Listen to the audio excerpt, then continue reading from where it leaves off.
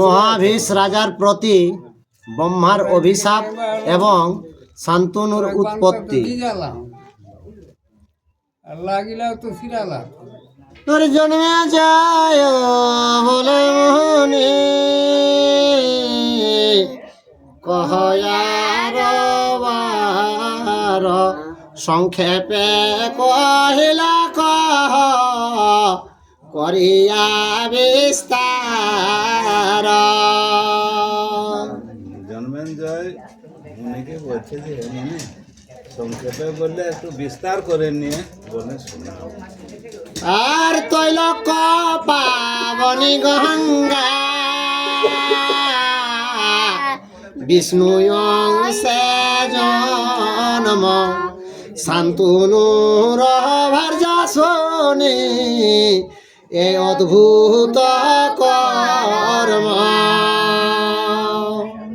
তো গঙ্গা মনে কর স্বর্গমুক্ত পাতাল তিন গুণকে পবিত্র করনে আওলা গঙ্গা বলে। তো সেই গঙ্গা মানে শান্তনুর এইখানে আসে নিয়ে মনে কর গৃহিণী। তো এই কথাটা একটু বিস্তার করে আমাকে বলে শোনাও বলছে। আর মুনি বলে কহ শোনা তাহার কারণ মহাভীষ নামে রাজা ইক্ষাকু নন্দন। মনে বলছে শুনো, রাজা বলছে মহাভীষ রাজা ইক্ষাকু নন্দন বলছে। আর ইন্দ্র সম তেজ যজ্ঞ করিল বিস্তার সহস্রে কয়স মেধ কইল নির্পাবার। তো মহাভীষ রাজা এত প্রতাপী মনে কর সহস্র সহস্র অশ্বমেধ যজ্ঞ আর কি যজ্ঞ একটা বলল প্রথম একটা কোনটা হবে?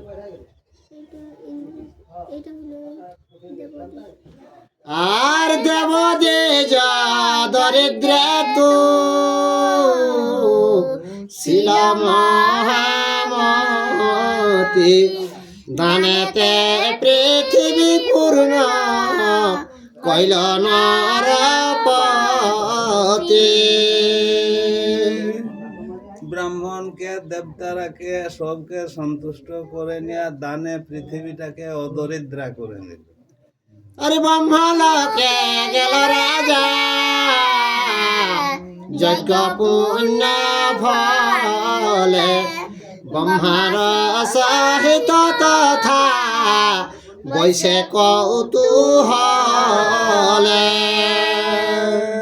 দান আর যজ্ঞর ফলে কি হইল না মনে করো দেবলোকে চলে গেল, যায় সে ইন্দ্র আসনে যায় ওইখানে যায় ইয়ার বসবাস পাইল। আর বহু কাল তথায়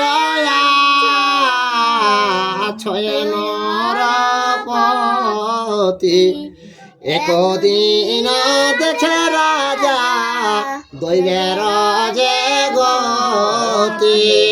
এরকম করতে করতে বহুদিন ব্রহ্মলোকে থাই গেল, থাকতে থাকতে একদিন একটা দৈবের গতি তবে বলছে। আর ধ্যানেতে আছেন ব্রহ্মা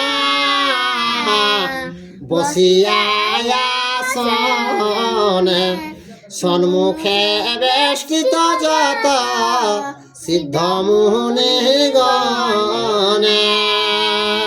একদিন হেন সংযোগ ব্রহ্মলোকে ব্রহ্মা ধ্যানে বসে আছে মগ্ন, আর যত শিষ্য মনে কর তারা মনে কর চারদিকে আর মানে বেড়ে আছে বেষ্টিত আছে।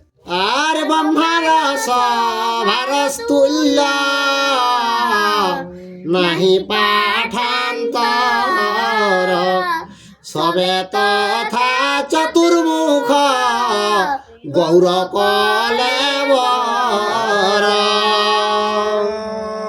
তো আর ব্রহ্মার যে সভাটা হয়েছে এখন সভাটাকে আর বর্ণনা করা যাবে না, সবে গৌর বর্ণ। আর দক্ষ আদি প্রজাপতি ইন্দ্রয়াদি দেবে দেবরে সে মুনিগানা নিত্যয়াসি সেবে। তো প্রত্যেক দিন দেবতারা মুনি ঋষি তারা প্রত্যেক দিন যায় যায় তার সেবা শুশ্রূষা করতে থাকে। আর সভা করে বসিয়াছে মুনির সমাজ, তথায় ছয় মহা ভীষম মহারাজ। যে ব্রহ্মার সভাটাই মনে কর দেবতারা মুনি ঋষি যে আছে চারদিকে বেষ্টিত, সেই সভায় মহাভীষ রাজাও আছে। আর গঙ্গা দেবী আইলেন ব্রহ্মার সদন, হেন কালে তেজবন্ত বহিল পবন। কি বললো প্রথমটা? তখন কি করলো সেই জায়গাটা ওই যে গঙ্গা। গঙ্গা দেবী গেল, তো সেই তখন গঙ্গা দেবী গেল তখন খুব জোরে আর কি পবন বাতাস চালাতে প্রবল লাগলো। চালাইলো। আর বায়ুতে যে জাহ্নবীর উড়িল বসন, দেখি হেঁট মুন্ড করে লেন সিদ্ধ গণ। তো পবনে বাতাসেও আর কাপড়িয়া হইলো, তখন হেঁট মুড়াই গেল। যত মনের- ঋষিগণ তারা হেঁট মুড়াই থাকে। আর অপূর্ব গঙ্গার অঙ্গ দেখিয়া সঘনে, মহাভীষ রাজা দেখে নিশ্চল নয়নে। তো যত দেবতা মুনি ঋষি তারা কি হইলো, যখন মহাপ্রবল বাতাসে গঙ্গার যখন জাহ্নবীর কাপড়টা উড়ে গেল, তখন ওরা নিচে মুড়াই থাকলো নিচ দিকে। আর মহাভীষ রাজা মনে কর নিশ্চিন্তে ওইদিকে ভালো নিরীক্ষণ করলো তাকে। আর মহাভীষ রাজা হতে রূপে অনুপাম, তার দিকে গঙ্গা দেবী চানয় অবিরাম। এই ধারে মহাভীষ রাজা খুব রূপবান রহে। তো হেন সঞ্জয় ই যেমন তাকায় আছে তেমন গঙ্গা দেবীও সেই মহাভীষ রাজার দিকে ঘন ঘন তাকা তাকে। আর দোহার দেখিয়া দৃষ্টি কহে প্রজাপতি, মরলকে আসি রাজা করিলা দুর্নীতি। তো প্রজাপতি মানে ব্রহ্মদেব উঠাতে মনে করু আর রাগ হইলো, বলছে এথা হে মহাভীষ রাজা আসেনি আর এই এথা সেই মর্ত লোকের রকম কাজ যোগ করছে। আর ব্রহ্মলোকে আসি কর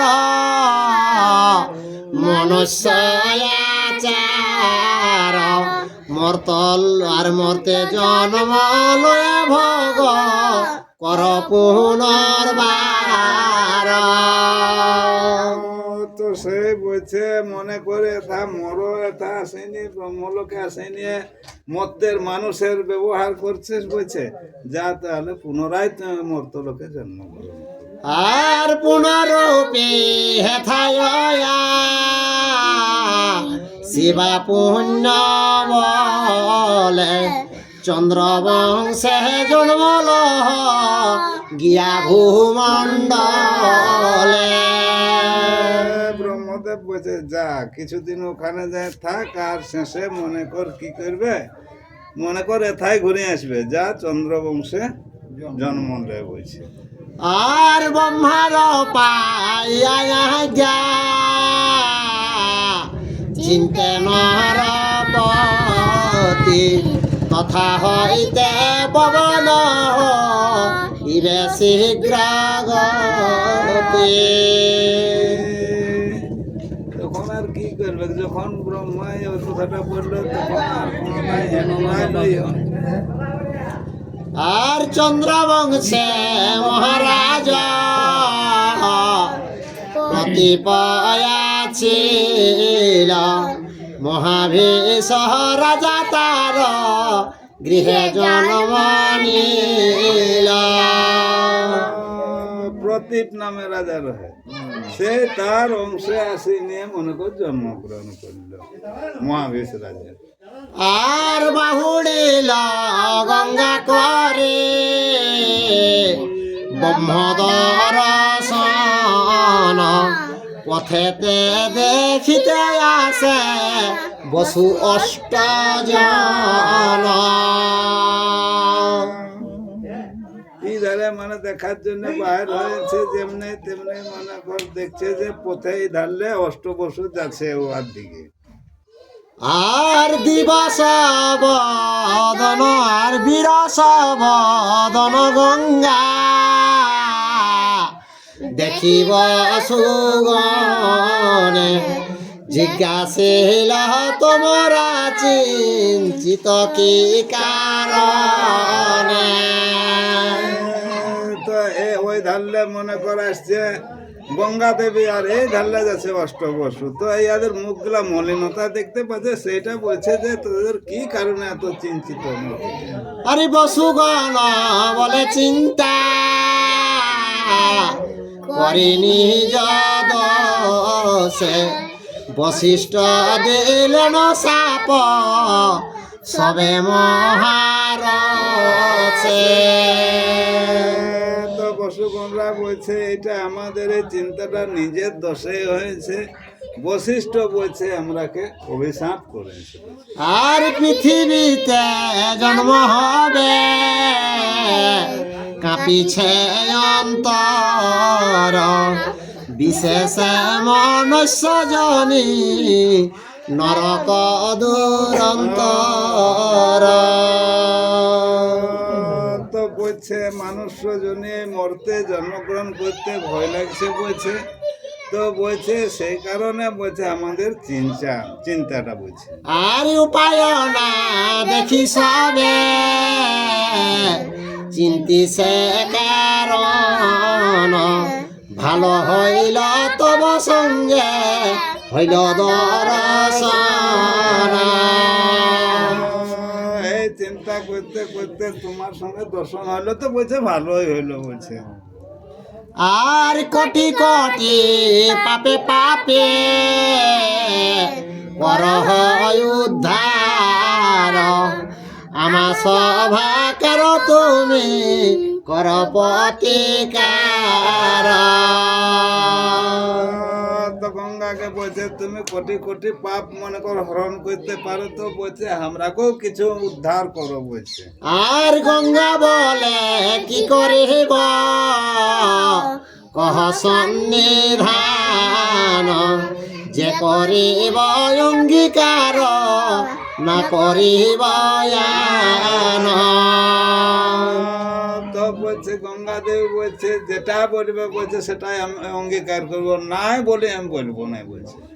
আর বসুগণ বলে মরতে জন্মিব নিশ্চয়, নরজনি জন্মেতে হতেছে বড় ভয়। তো বসুগণরা বলছে জন্মিব মরতে বলছে, তো এই নরজনে জন্মিতে বলছে বড় ভয় লাগছে বলছে। আর আপনি মনুষ্য লোকে হয়ে রাজরানী, আমা সভা কর তুমি হও গর্ভধারী। তো বলছে হে মা বলছে গঙ্গাকে বলছে তুমি যাও মনে কর মর্ত লোকের রাজ রানী হও, আর আমরাকে তুমি গর্ভধারণ করে জন্ম দাও। আর আরো এক নিবেদন করি যে তোমার, জন্ম মাত্র ভাষাইয়া দিও তব নীরে। আর একটা কথা আছে বলছে যে জন্মিবা মাত্র তোর নিরে লেগে ওই মানে যমুনার জলে ভাসায় দেবে। আরে বসুগণ বাক্য গঙ্গা স্বীকার করিল, শুনি অষ্ট বসু তবে আনন্দিত হইয়া। যখন বললো যে মনে কর যখনই জন্মিব তখনই আমরা লাগি গঙ্গার জলে ভাসায় দিবে, তখন ওইটাই অস্বীকার করলো। তখন বসুগণের আনন্দ হইল মনের মধ্যে। আর কুরু বংশে আছিল প্রদীপ নামে রাজা, ধর্মেতে তৎপর বড় তবে মহাতে তো কুরু বংশে প্রদীপ নামে রাজা খুব মনে কর ধর্মে তাৎপর্য রহে আর তেজে মহাতেজা রহে। আর দেবাপি নামেতে তার প্রথম নন্দন, অল্পকালে সন্ন্যাসী হইয়া গেল বন। দেবাতিন কিরকম নাম বললো? দেবাপি দেবাপি। তো ওর ওই প্রদীপের বেটা রহে দেবাপি, কিন্তু অল্প কালে ও সন্ন্যাসী হয়নি আর চলে গেল। তপস্যায় চলে গেল। আর দেবাপি বিহনে রাজা হইল পুত্রহীন, গঙ্গা কুলে থাকে সদা বয়সে প্রবীণ। তো সন্তান বিহনে চিন্তান্বিত থাকতে সেই কি করে গঙ্গার কুলে মনে করো প্রদীপ রাজা মনে করো বসে থাকে। আর তপজপ ব্রত করে বেদয় অধ্যায়ন, বৃদ্ধ কালে নরপতি রূপেতে মদন। তো কি করে ওইখানে তপস্যা করে বেদ পাঠ করে, তো বৃদ্ধ কালে ওই যে মনে কর প্রদীপ মানে রূপে একবার জানবে নতুন বয়সের রকম। এইরকম ওর চেহারাটা কিন্তু ওই মতো নেই আছে। আর তার রূপ গুণ দেখে প্রীতি যে পাইল, জল হইতে গঙ্গা দেবী বাহির হইলা। তো গঙ্গার তীরে এই যে মন প্রদীপ থাকতে থাকতে একদিন কি হইলো না, গঙ্গা দেবী জল হইতে মনে আবির্ভাব হয়ে নিয়ে মানব রূপ ধারণ করে নিয়ে আর বাইর হয়ে দর্শন দিল।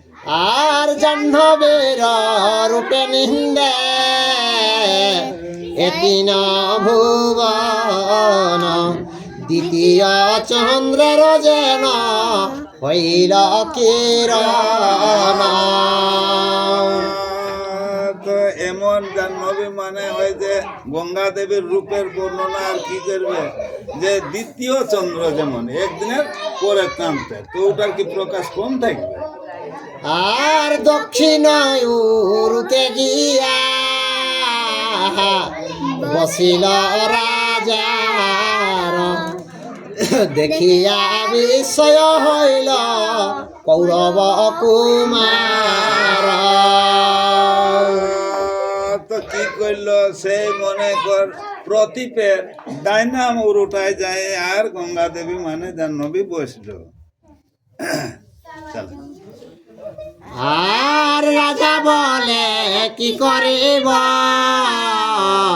কি বাঞ্ছা তোমার, সত্য করে কহ যে বাঞ্ছায় আপনার। তো যখন ওই বসলো তখন বলছে সত্য করে বল তোমার কি বাঞ্ছা আছে সেটা। আর কন্যা বলে কুরুশ্রেষ্ঠ তুমি মহামতি, তোমায় ভজিনু আমি হৌ মর পতি। তো বলছে মনে কর বলো তবে কি বলছো না, বলছে তুমি তো কুরু শ্রেষ্ঠ বট বলছে, তো আমি তোমাকে ভজনা করবো বলছে স্বামীর উপর। আর রাজা বলে পরদার আমি নাহি ভজি, পরদার পরশিলে নরকে মজি। তো প্রদীপ রাজায় বলছে আমি পরদার হেরি নাই বলছে, আর যদি পরদার যদি হেরে তো হেরি যদি বলছে তাহলে নরকে পুষতে হবে আমাকে। আর কন্যা বলে নাহি আমি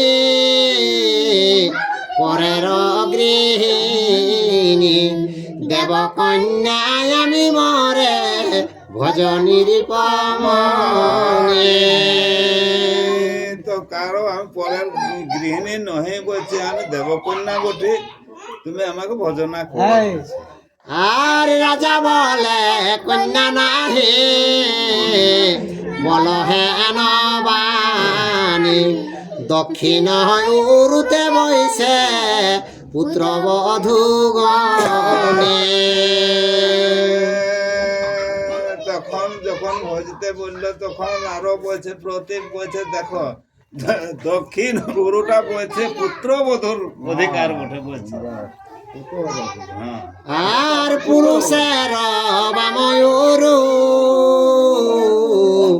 ভার্যার আসন, বুঝিয়া এ মত বাক্য কহ কি কারণ।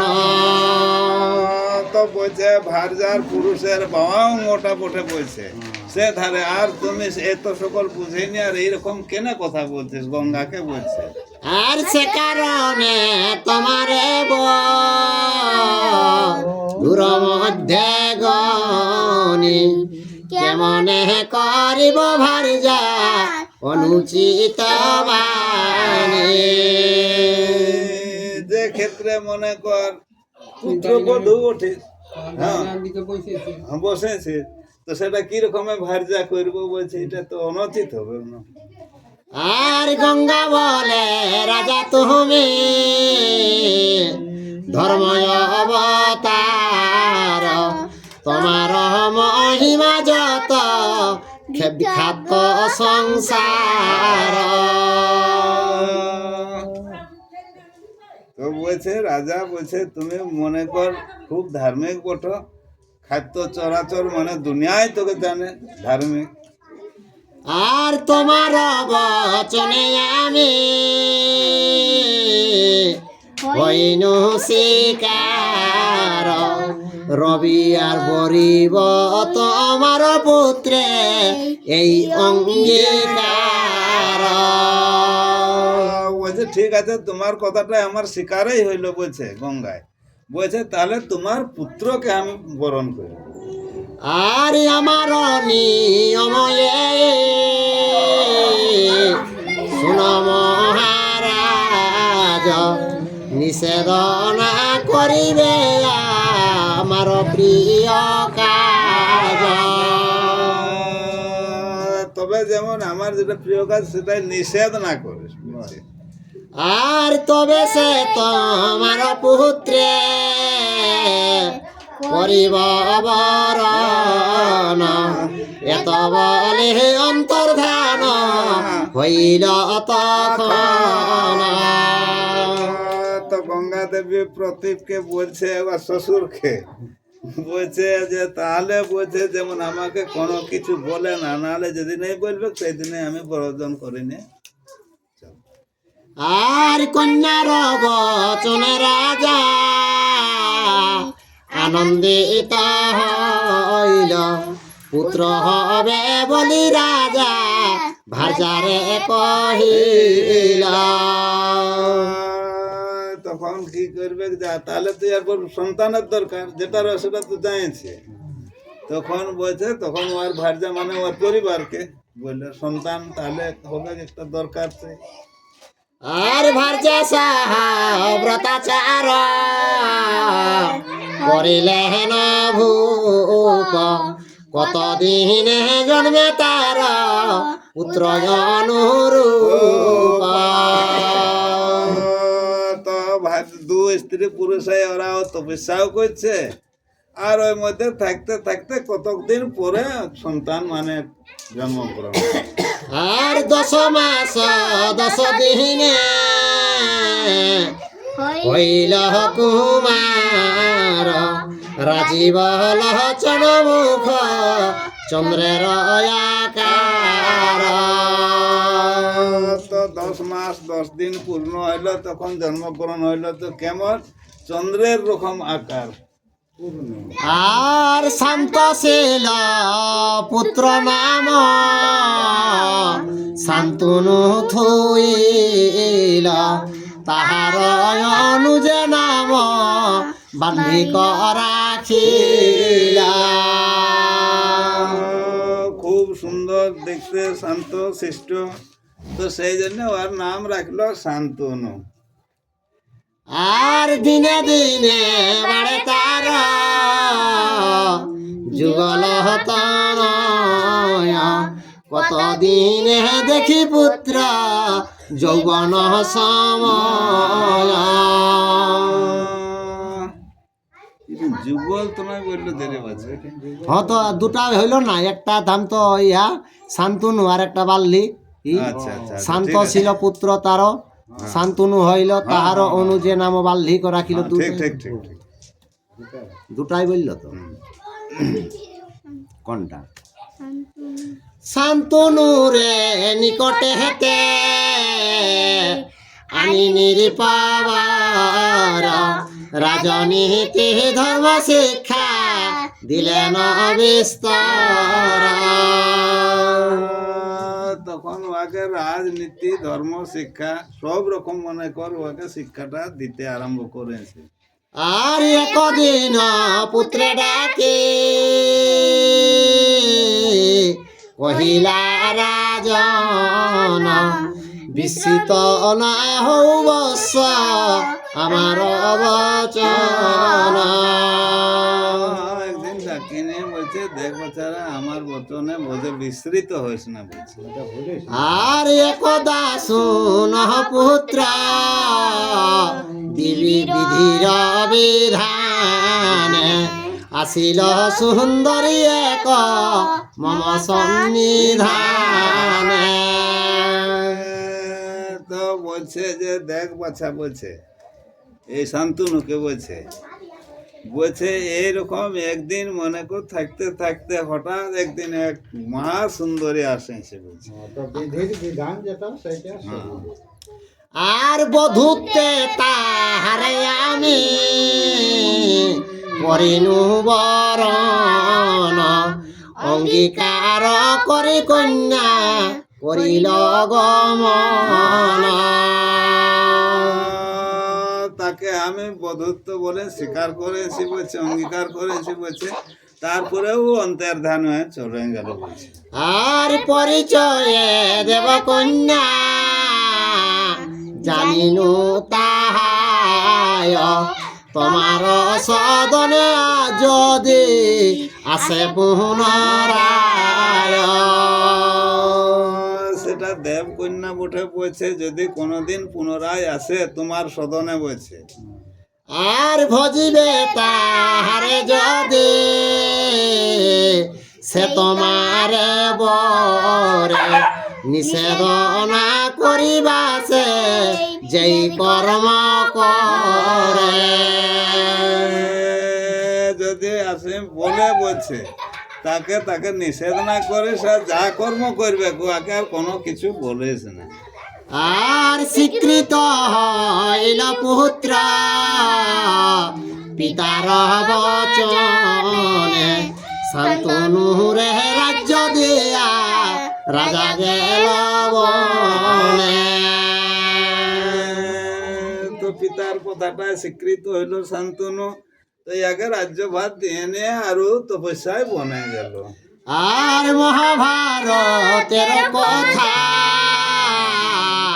অমৃতের ধার, কাশী কহে শুনি ভব বাড়ি হই পা।